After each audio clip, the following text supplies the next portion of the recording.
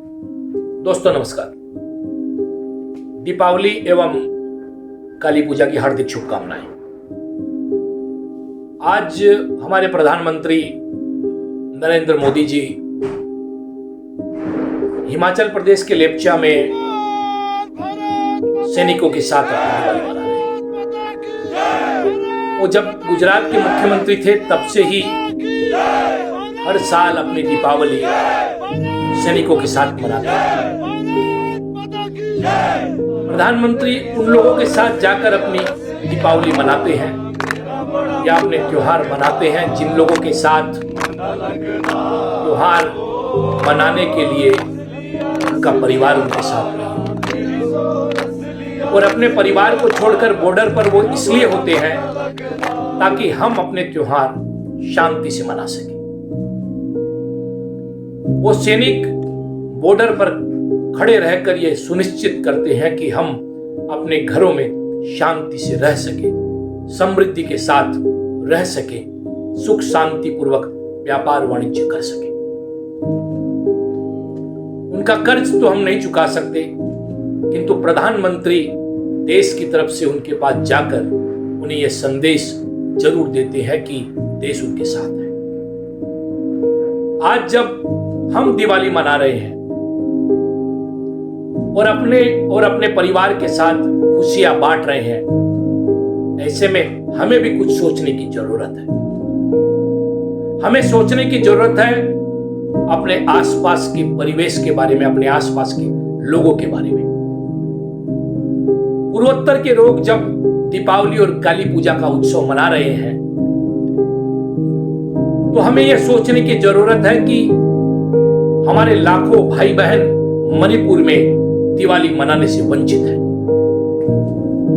4 मई से वहां जो हिंसा का तांडव शुरू हुआ, उसका परिणाम है कि आज भी लोग डर से अपने घर में रहने को मजबूर हैं। सरकार की तमाम चेष्टाओं के बावजूद शांति वापस नहीं आ रही है। आज भी इंटरनेट बहुत जगह पर बंद है, लोग एक दूसरे के साथ संपर्क नहीं कर सकते। आज हम जब दिवाली मना रहे हैं तो हमें यह भी चिंता करने की जरूरत है कि हम क्या योगदान दे सकते हैं मणिपुर में रहने वाले हमारे भाई बहनों के जीवन में शांति लाने के लिए।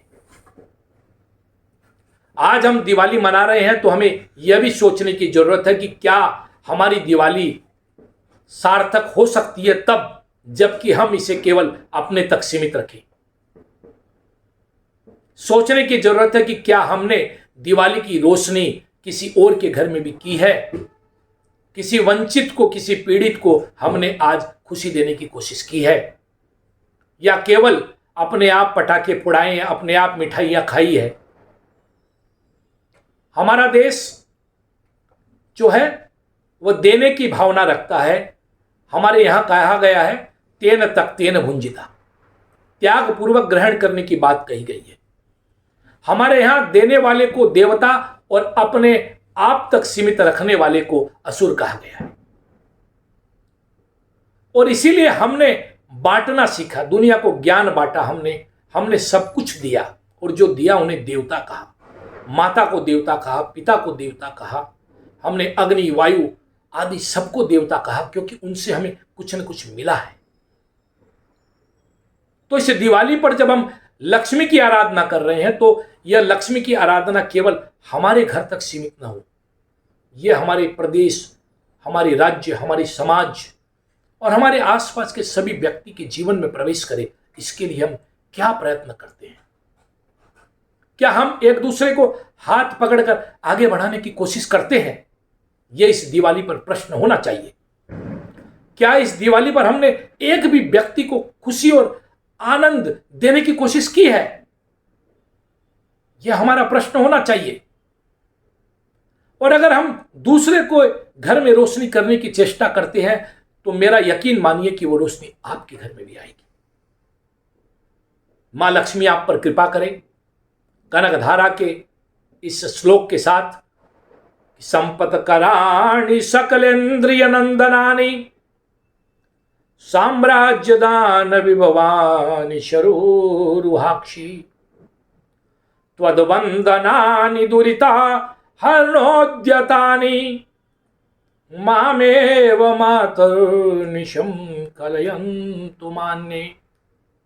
आपका जीवन मंगलमय हो, आपके जीवन में सुख शांति समृद्धि का प्रवेश हो, हमारे समाज और राष्ट्र की उन्नति हो। दीपावली की इन मंगल कामनाओं के साथ आपसे अनुरोध है कि नॉर्थ ईस्ट तक को सब्सक्राइब करना न भूले। ये आपका अपना चैनल है, आपकी आवाज़ है।